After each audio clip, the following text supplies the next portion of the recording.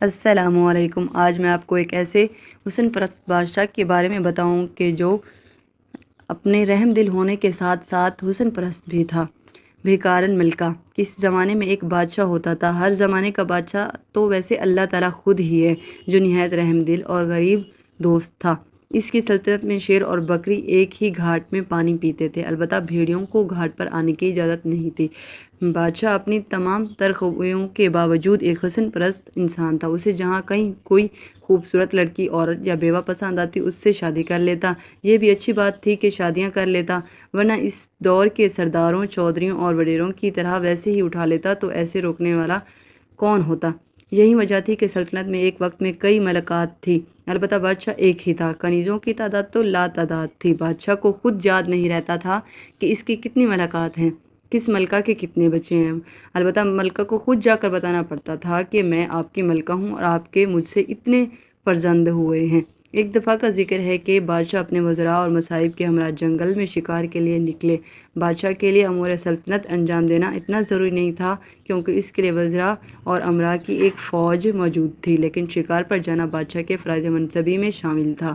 اکبر کے کسی رتن کا قول ہے کہ وہ بادشاہ ہی نہیں جو شکار پر نہ جاتا ہو۔ بادشاہ کا کام صرف شکار پر جانا اور شکاری جانوروں کا گوشت پکا کر کھانا ہوتا تھا۔ جانوروں اور پرندوں کا شکار ماہر شکاری کرتے تھے۔ جنگل جاتے ہوئے راستے میں ایک گاؤں آتا تھا، جہاں بادشاہ نے آرام کرنے کا فیصلہ کر لیا۔ آن کی آن میں خیمے لگائے گئے اور بادشاہ کے لیے طعام و قیام کا بندوبست کیا گیا۔ رات کو موسیقی کی محفل بھی سجائی گئی۔ گاؤں کے لوگوں کو جب بادشاہ کے وہاں ٹھہرنے کی خبر ہوئی تو جوک در جوک آ کر تحفے تحائف پیش کر کے خلد و انعامات وصول کرتے رہے۔ انہی ملکاتوں میں ایک خاندان خانہ بدوش بھکاریوں کا بھی تھا، جن کی ایک خوبصورت جوان لڑکی بادشاہ کے دل کو بھا گئی۔ اس نے اس لڑکی کو ملکہ بنانے کا فیصلہ کر لیا۔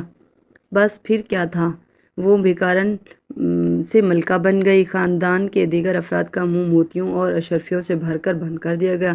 شکار سے واپسی پر بادشاہ اپنے نوبہاتا دلہن کو اپنے ساتھ محل میں لے آئے۔ چونکہ بھیکارن ملکہ کے لیے محلاتی زندگی بالکل نئی تھی، ان کے لیے اتارک مقرر کیے گئے جو انہیں کھانا پینا، لباس، زیبتن کرنا، زیور پہنانا، چلنا پھرنا، لوگوں سے بول چال کرنے کی شاہی آداب سکھانے لگے۔ اتالک کی انتھک محنتوں اور کوششوں سے ملکہ کی چال چلن میں بہت حد تک بہتری آئی، مگر اس کی ایک عادت تبدیل نہ ہو سکی، وہ تھی مانگنے کی عادت۔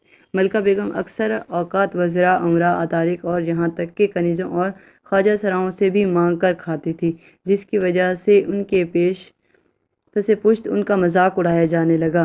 اس بری خصلت کی خبر جب سوتن ملکات کو ہوئی تو انہوں نے نمک مرچ لگا کر بادشاہ کا کان بھرنا شروع کیا۔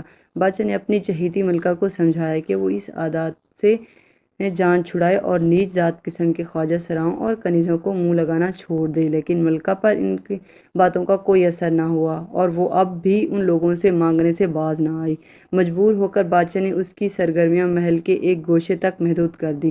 اب اس کو حرم سرا کے دوسرے لوگوں سے ملنے اور مانگنے کا بہت کم موقع ملتا تھا، لہٰذا اس نے اپنا مانگنے کا شوق کچھ اس طرح پورا کیا کہ جو کھانا اسے ملتا تھا اسے کمرے کے چاروں کونوں میں تھوڑا تھوڑا کر کے رکھ دیتی تھی اور پھر ہر کونے میں جا کر صدا لگاتی، اللہ کے نام پہ دے دو بابا، یہ کہہ کر کھانا اٹھاتی اور کھا لیتی۔ ایک دن اتفاق سے بادشاہ اپنی ملکہ کے کمرے میں عین اس وقت پہنچا۔ بادشاہ عموماً رات کے آخری پہر بیگمات کے پاس تشریف لے جاتے تھے۔ جب وہ مانگ کر کھانے کا عمل کر رہی تھی، ملکہ کی حرکتیں دیکھ کر بادشاہ کو بڑا افسوس ہوا، مگر یہ بات اس پر روزے روشن کی طرح عیاں ہو گئی کہ ملکہ کا تعلق چونکہ ایک بھکاری خاندان سے تھا اور بھیک مانگنا اس کی سرشت میں شامل تھا، لہٰذا اس کے مانگنے کی عادت کو بدلنا کسی انسان کے بس کی بات نہیں تھی۔ یہ نکتہ سمجھنے کے بعد بادشاہ نے فوراً ملکہ کو طلاق دے کر اس کے خاندان کے پاس بھیج دیا تاکہ وہ وہاں جا کر اپنا شوق آزادی کے ساتھ پورا کر سکے۔ اب یہ وہی بات ہو گئی کہ ہم ہر کسی کی عادت اور فطرت کو بدل نہیں سکتے، بلکہ عادت تو بدلی جا سکتی ہیں لیکن فطرت نہیں بدلتی، اس لیے ایسے لوگوں کو ان کے حال پر چھوڑ دینا ہی بہتر ہے۔ ہم کیونکہ ہر کسی کو سدھار نہیں سکتے اور نہ ہی کسی کی اس طرح فطرت کو بدل سکتے ہیں۔ یہ قدرتی عمل ہے، جس کی فطرت میں جو لکھا ہے وہ اس سے کر ہی گزرے گا۔ ہمارے لاکھ سمجھانے کے باوجود بھی وہ اس اپنی فطرت سے بالکل بھی نہیں ہٹے گا۔